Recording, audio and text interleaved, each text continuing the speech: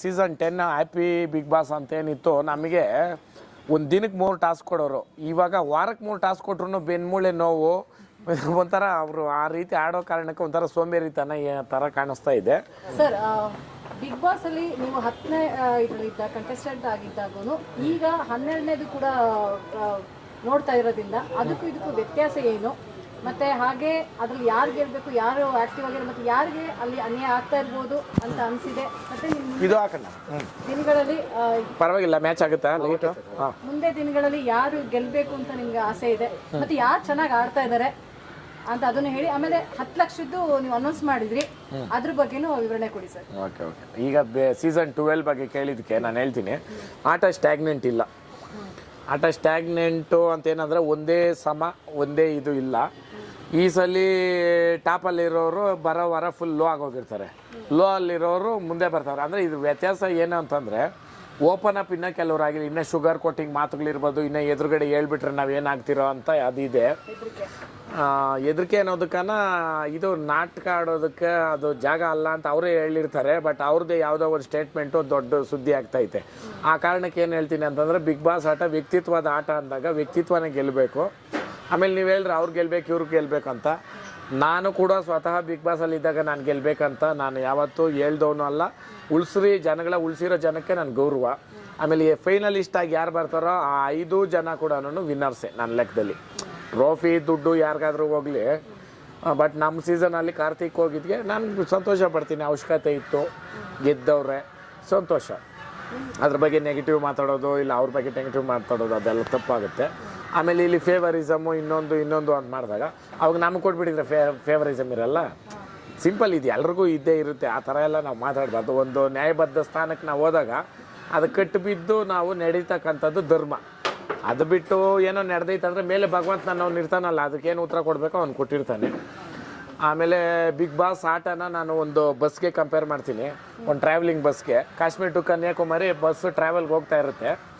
ಎಲ್ಲರೂ ಏನು ತಿಳ್ಕೊಂಡಿರ್ತಾರೆ ಅಂತಂದರೆ, ಈ ಥರ ಹಾಕ್ಕೊಂಬಿಡ್ತಾರೆ ಅವ್ರಿಗೆ ಕಂಟೆಸ್ಟೆಂಟ್ಗಳು, ಈ ಸೀಟ್ ನಂದೇ, ಫೈನಲಿಸ್ಟ್ ನಾನೇ ಅಂತ.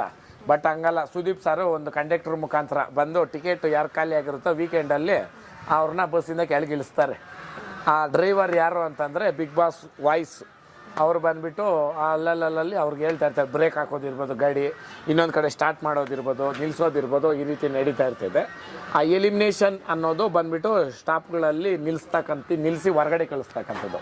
ನಾಮಿನೇಷನ್ ಅನ್ನೋದು ಏನಂತಂದರೆ, ಇಷ್ಟು ಜನ ಸೀಟಿಂದ ಕೂತ್ಕೊಂಡಿರೋರು ಮೇಲೆ ಎದ್ದು ನಿಂತ್ಕೊಂಡು ಹೊರಗಡೆ ಬರೋಕ್ಕೆ ರೆಡಿ ಆಗಿರ್ತಾರಲ್ಲ, ಅದು ನಾಮಿನೇಷನ್. ಬಟ್ ಎಲ್ಲರೂ ಇಳಿಯಲ್ಲ ಒಂದೇ ಸಲ.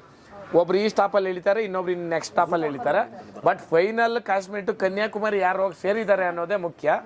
ಆ 5 ಫೈನಲಿಸ್ಟ್ ಯಾರು ಹೋಗಿದಾರೋ. ಆಮೇಲೆ ಇನ್ನೊಂದು, ಅಲ್ಲಿ ಒಳಗಡೆ ಇರೋ ಕಂಟೆಸ್ಟೆಂಟ್ಗೆ ಹೊರಗಡೆ ಇರೋರು ಓಟ್ ಎಷ್ಟು ಮುಖ್ಯನೋ, ಆ ಬಸ್ ಟ್ರಾವೆಲಿಂಗಲ್ಲಿ ನಾನು ಎಕ್ಸಾಂಪಲ್ ಹೇಳ್ಬೇಕಂತಂದರೆ, ಒಳಗಡೆ ಇರ್ತಕ್ಕಂಥ ಜನ ಹೊರಗಡೆ ಇರ್ತಕ್ಕಂಥ ಜನ ಒಳಗಡೆ ಇರ್ತಕ್ಕಂಥ ಜನಕ್ಕೆ ದುಡ್ಡು ಕೊಟ್ಟು ಟಿಕೆಟ್ ಕೊಡ್ಸಿರ್ತಾರೆ. ಇಂಥವ್ರು ಇಂಥ ಸ್ಟಾಪಲ್ಲಿ ಇಳಿಬೇಕಂತಂದ್ರೆ ಅವ್ರದ್ದು ಜರ್ನಿ ಅಲ್ಲಿ ಮುಗೀತು ಅಂತ ಅರ್ಥ. ಸಿಂಪಲ್ಲಾಗಿ ಇದು ಅರ್ಥ ಆಗೋ ರೀತಿಯಲ್ಲಿ ನಾನು ಹೇಳ್ತೀನಿ. ನನಗೆ ನೋಡ್ರಿ, ಇಲ್ಲಿ ಫೇವರಿಸಮ್ ಅಂತ ಬರುತ್ತೆ. ಅವ್ರು ಗೆಲ್ಬೇಕು, ಇವ್ರು ಗೆಲ್ಬೇಕು ಅಂದಾಗ ಡಿಸರ್ವಿಂಗ್ ಇರೋರು ಯಾರು ಬೇಕಾದರೂ ಗೆಲ್ಲಿ, ಅದಕ್ಕೆ ಯಾರು ಅರ್ಹರಿದ್ದಾರೋ ಅವ್ರನ್ನ ಗೆಲ್ಲಿಸ್ಲಿ ಜನ ಅಂತ ನಾನು ಹೇಳ್ತೀನಿ. ಸರ್, ಈ ಸರಿ ಒಂದು ಇದೆ, ತುಂಬಾ ಗಲಾಟೆಗಳಾಗ್ತವೆ ಬಿಗ್ ಬಾಸ್ ಮನೆಯಲ್ಲಿ. ಹೌದು. ಸೊ ನಿಮ್ಗೆ ಎಷ್ಟು ಮಟ್ಟಕ್ಕೆ ಅದು ಓಕೆ ಅನ್ಸುತ್ತೆ? ಅಲ್ಲ ಮೇಡಮ್, ಇವಾಗ ಆಡಿಯನ್ಸ್ಗಳಿಗೆ ಏನು ಅನ್ಸ್ಬೋದು? ನೀವು ಒಂದು ಆಡಿಯನ್ಸ್ ಆಗಿ ನೋಡ್ತಿರ್ತೀರಾ ಈಗ. ಹೌದು, ಆಬ್ವಿಯಸ್ಲಿ ಅದು ಎದ್ದು ಕಾಣಿಸ್ತಾ ಇದೆ. ಸೈಲೆಂಟಾಗಿರುತ್ತೆ ಮನೆ, ಸಡನ್ನಾಗಿ ಜಗಳ. ಅಲ್ಲೇನು ಕೆಲವ್ರಿಗೆ ಇನ್ನೂ ಮೈಂಡ್ ಸೆಟ್ ಅಲ್ಲಿ ಏನಿದೆ ಅಂದರೆ, ಜಗಳ ಮಾಡಿದ್ರೆ ನಾವು ಇಲ್ಲಿ ಉಳ್ಕೊಬೋದು ಅನ್ನೋ ಕಾನ್ಸೆಪ್ಟಲ್ಲೇ ಇದ್ದಾರೆ. ಜಗಳ ಅಂತಾನೆ ಆಗೋಗಿದೆ ಈ ಸರಿ ಮಾತ್ರ. ಬರೀ ಜಗಳ ಅಂತ ಕೂಡ ಹೇಳೋಕ್ಕಾಗಲ್ಲ, ಟಾಸ್ಕ್ ಮಾಡ್ತಾ ಇದ್ದಾರಲ್ಲ ಆಡಿಯನ್ಸ್ಗಳೆಲ್ಲ. ನನಗೆ ಬಂದ ಮಾಹಿತಿ ಪ್ರಕಾರ ತುಂಬಾ ಬರೀ ಜಗಳನೇ ಆಗ್ತಾ ಇದೆ ಅಲ್ಲಿ ಅಂತ ಹೇಳ್ತಾರೆ. ಆಟ ಆಡೋಕ್ಕಿಂತ ಮೇಡಮ್, ನಾವು ನೋಡೋ ದೃಷ್ಟಿಕೋನದ ಮೇಲೆ ನಿರ್ಧಾರಗಳಿರುತ್ತೆ ಅಲ್ವಾ. ಅಲ್ಲಿ ಜಗಳ ಆಗ್ತೈತೆ, ಬಟ್ ಜಗಳನೇ ಎಲ್ಲ ಅಂತನೂ ಹೇಳಕ್ಕೆ ಬರಲ್ಲ. ಬಟ್ ಜಗಳ ಆಡಿ ಎಲ್ಲೋ ಒಂದು ರೀತಿನಲ್ಲಿ ಅದನ್ನೇ ಹೈಲೈಟ್ ಮಾಡೋದು ತಪ್ಪು ಅಂತ ನಾನು ಹೇಳಕ್ಕೆ ಇಷ್ಟಪಡ್ತೀನಿ. ಆ ರೀತಿಯಲ್ಲಿ ನೋಡ್ತೀನಿ. ಬಿಗ್ ಬಾಸ್ ತಕ್ಕನಾಗಿ ಯಾರೆಲ್ಲ ಆಡ್ತಾ ಇದ್ದಾರೆ ಅನ್ಸುತ್ತೆ. ಅಂದರೆ ಇಲ್ಲಿ ಅದೇ ನಾನು ಹೇಳ್ತಾ ಇರೋದು, ಸ್ಟ್ಯಾಗ್ನೆಂಟ್ ಅಂತಂದರೆ ನನಗೆ ಒಂದೇ ರೀತಿ ನಿಂತಿರೋ ಆಟ ಕಾಣಿಸ್ತಾ ಇಲ್ಲ. ಯಾಕಂತಂದರೆ ಇವಾಗ ಈ ವೀಕಲ್ಲಿ ನಾನು ಫಾಲೋ ಮಾಡಿರ್ತೀನಿ, ಪರವಾಗಿಲ್ಲ ಇವ್ರೇನೋ ಓಪನ್ ಅಪ್ ಆದರು ಅಂದರೆ ನೆಕ್ಸ್ಟ್ ವೀಕಲ್ಲಿ ಅವ್ರು ಮೂಲೆ ಗುಂಪಾಗ್ಬಿಟ್ಟಿರ್ತಾರೆ. ಅದಾಗಬಾರ್ದು. ಇವಾಗ ನಾವು ನೋಡ್ರಿ, ಸ್ಟಾರ್ಟಿಂಗ್ ಡೇಸಿಂದ ಅವತ್ತು ನಾನು ಒಳಗಡೆ ಹೋಗಿದ ತಕ್ಷಣ ಹೊರ್ತುರಣ್ಣ ಅಂತ ಕೈ ಎತ್ತಿತ್ತು ಖಾಲಿ. ಫೈನಲ್ವರೆಗೂ ನಾವು ಎಲ್ಲೂ ಬಿಟ್ಟು ಕೊಟ್ಟಿಲ್ಲ, ನಮ್ಮನ್ನು ಕಿತ್ತಾಕ್ಬೇಕಂತ ಏನೋ ಮಾಡಿದ್ರು. ಏನೇನೋ ನಡೀತೋ ಕೆಲವು ಕಡೆ ತುಕಾಲಿ ಹೊರಗಡೆ ಏನೋ ಮಾತಾಡಿರೋದು ನನ್ನ ಕಿವಿಗೆ ಹಾಕಿದ್ರು ಅವಾಗಾದರೂ ಬಿಟ್ಬಿಡ್ತಾರೇನೋ ಅಂತ ಏನು ನಾನು ಅದ್ರ ಬಗ್ಗೆ ತಲೆನೂ ಕೆಡಿಸ್ಕೊಂಡಿಲ್ಲ. ಫಸ್ಟ್ ಡೇಯಿಂದ ಲಾಸ್ಟ್ ಡೇವರೆಗೂ ಇಡೀ ಮನೆಯೇ ನಾವು ಕಣ್ಣೀರು ಹಾಕಿದ್ದು ನೋಡ್ಬಿಟ್ಟು ನಮ್ಗೆ ಬೇಜಾರಾಯಿತು, ನಿಮ್ಮಿಬ್ಬರನ್ನ ಬೇರೆ ಮಾಡಬಾರ್ದು ಅಂತ ಮಟ್ಟಕ್ಕಾಯಿತು. ಸುದೀಪ್ ಸರ್ ಅದೊಂದು ಟ್ವಿಸ್ಟ್ ಕೊಟ್ಬಿಟ್ಟು ನಿಮ್ಮಿಬ್ಬರಲ್ಲಿ ಯಾರು ಹೋಗ್ತೀರಾ ಅಂತಂದರೆ ನೀನು ಹೋಗೋ, ನೀನು ಉಳ್ಕೋ ಅಂತ ಅವರು, ನಾನು ಉಳ್ಕೋ ಅಂತ ಆ ರೀತಿ ಬಾಂಡಿಂಗ್ ಇತ್ತು. ಈ ಬಿಗ್ ಬಾಸ್ ಶತ್ರುಗಳನ್ನ ಕೂಡ ಒಳಗಡೆ ಮಿತ್ರರು ಆಗ್ಬೋದು ಅನ್ನೋದಕ್ಕೆ ಉದಾಹರಣೆಗಳು ಇದ್ದಾವೆ. ಅಲ್ಲ ನಾವೇನು ಶತ್ರುಗಳಲ್ಲ, ಅಲ್ಲ ಫ್ರೆಂಡ್ಶಿಪ್ಪಲ್ಲಿ. ಬಟ್ ನಾನೇನು ಹೇಳ್ತೀನಿ ಅಂದರೆ ಒಳಗಡೆ ಇದೆ, ನಾವು ಫೋನ್ ಮಾಡಿದ್ರೆ ಅವ್ರು ಎತ್ತಾರೆ, ಅವ್ರು ಮಾಡಿದ್ರೆ ನಾನು ಎತ್ತೀನಿ, ಅದೆಲ್ಲ ಇದೆ. ನಾವೆಲ್ಲರೂ ಒಂದು ಟೀಮಾಗಿ ಹೊರಗಡೆ ನಾವೆಲ್ಲೂ ಕಾಣೋಕ್ಕಾಗಿಲ್ಲ. ಅದಕ್ಕೊಂದು ಗೆಟ್ ಟುಗೆದರ್ ಮಾಡೋಣ ಅಂತ ನಾನು ಪ್ಲ್ಯಾನ್ ಮಾಡಿದ್ದೀನಿ. ನಿಮ್ಮ ಯೂಟ್ಯೂಬರ್ಸ್ಗೆಲ್ಲ ಹೇಳ್ತೀನಿ, ಒಂದಿನ ಬನ್ನಿರಿ. ಅದು ಮಾಡಿಬಿಟ್ರೆ ಒಂದು ಖುಷಿ ಆಗುತ್ತೆ. ಯಾಕಂದರೆ ನಮ್ಮದು ಈಗ 3 ವರ್ಷ 3ನೇ ಸೀಸನ್ನು ನಮ್ಮನ್ನು ಸೇರಿಸಿ 3ನೇ ಸೀಸನ್ ಆಗ್ತಾಯಿದೆ. ಆ ಕಾರಣಕ್ಕೆ ನಮ್ಮ ತೋಟದಲ್ಲೇನೋ ಒಂದು ಗೆಟ್ ಟುಗೆದರ್ ಮಾಡೋಣ ಅಂತ ಅಂದ್ಕೊಂಡಿದ್ದೀವಿ. ಸರ್, ಈಗ ಈ ಸತಿಯ ಬಿಗ್ ಬಾಸ್ ಸ್ವಲ್ಪ ಸಪ್ಪೆ ಅಂತಾರಲ್ಲ ಸರ್? ಅದು ಏನಂತಂದರೆ ಸೀಸನ್ 10 ಹ್ಯಾಪಿ ಬಿಗ್ ಬಾಸ್ ಅಂತೇನಿತ್ತು, ನಮಗೆ ಒಂದು ದಿನಕ್ಕೆ 3 ಟಾಸ್ಕ್ ಕೊಡೋರು. ಇವಾಗ ವಾರಕ್ಕೆ 3 ಟಾಸ್ಕ್ ಕೊಟ್ರು ಬೆನ್ಮೂಳೆ ನೋವು, ಒಂಥರ ಅವರು ಆ ರೀತಿ ಆಡೋ ಕಾರಣಕ್ಕೆ ಒಂಥರ ಸೋಂಬೇರಿತನ ಥರ ಕಾಣಿಸ್ತಾ ಇದೆ. ಬಟ್ ನಮ್ಮದು ಸೀಸನಲ್ಲಿ ಗ್ಯಾಪೇ ಇಲ್ಲ. ನಗುಗಿರ್ಬೋದು, ಆಟಕ್ಕಿರ್ಬೋದು, ಪ್ರತಿಯೊಂದು ಇನ್ವಾಲ್ವ್ಮೆಂಟ್ಗೆ ಗ್ಯಾಪ್ ಇಲ್ಲ. ಸೊ ಅದಕ್ಕೋಸ್ಕರ ಅದು ಹ್ಯಾಪಿ ಬಿಗ್ ಬಾಸ್. ಆಮೇಲೆ 10 season is the best season ಅಂತ ನಾನು ಹೇಳಕ್ಕೆ. ಯಾರು ಒಂದು ದಿನ ಒಂದು ಎಪಿಸೋಡು 10 ಸೀಸನ್ ಅಲ್ಲಿ ಹೌದು ನಾವು ಮಿಸ್ ಮಾಡಿಲ್ಲ.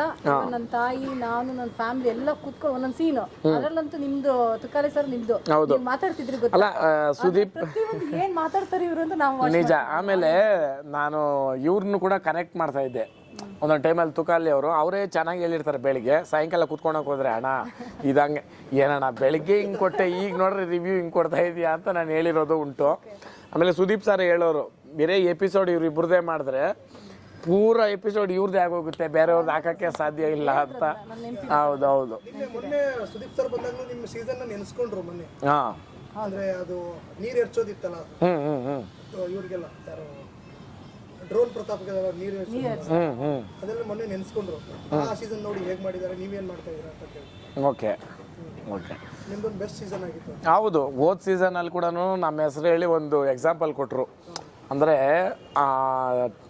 ಏನಂತೀರ, ಒಂದು ಮೀಡಿಯಾ ಎಥಿಕ್ಸ್ನ ಎಲ್ಲೂ ಬಿಟ್ಕೊಡ್ದಿರ, ಹೌದು ಅದನ್ನು ಹೇಳಿದರು. ಏನಂತಂದರೆ ನಾವು ಎಲ್ಲಾದರೂ ಒಂದು ಜವಾಬ್ದಾರಿಯುತ ಜಾಗಕ್ಕೆ ನಾವು ಹೋದಾಗ ಅಲ್ಲಿ ಏನಿದೋ ಅದಕ್ಕೆ ನಾವು ಕಟ್ಟಿಬಿದ್ದು ಅದಕ್ಕೆ ನಡ್ಕೊಂಡ್ರೆ ನಾವು ಮನುಷ್ಯರು ಅನ್ಸ್ಕೊಳೋದು. ಯಾಕಂತಂದರೆ rule is A rule even for A pool, ಸಿಂಪಲ್ಲಾಗಿ ಹೇಳ್ಬೇಕಂತಂದರೆ. ಈ ನ್ಯಾಯಬದ್ಧ ಸ್ಥಾನ, ನ್ಯಾಯ ಅಂತ ಮಾತಾಡೋದಾದರೆ ಎಲ್ಲಿದ್ರೂ ನ್ಯಾಯನೇ. ಆ ಕಾರಣಕ್ಕೆ ಅದ್ರನ್ನ ನಮ್ಗೆ ಖುಷಿ ಆಯಿತು. ಯಾಕೆ ಅಂತಂದರೆ ಅದು ಎಕ್ಸಾಂಪಲ್ ಸೆಟ್ ಮಾಡೋದಕ್ಕೂ ಒಂದು ಎಕ್ಸಾಂಪಲ್ ಕೊಡೋದಿದೆಯಲ್ಲ, ಅಲ್ಲೆಲ್ಲೋ ನಾವು ಮನ್ಸನ್ನು ಗೆದ್ದಿದ್ದೀರಿ ಅಂತ ಖುಷಿ ಆಯಿತು.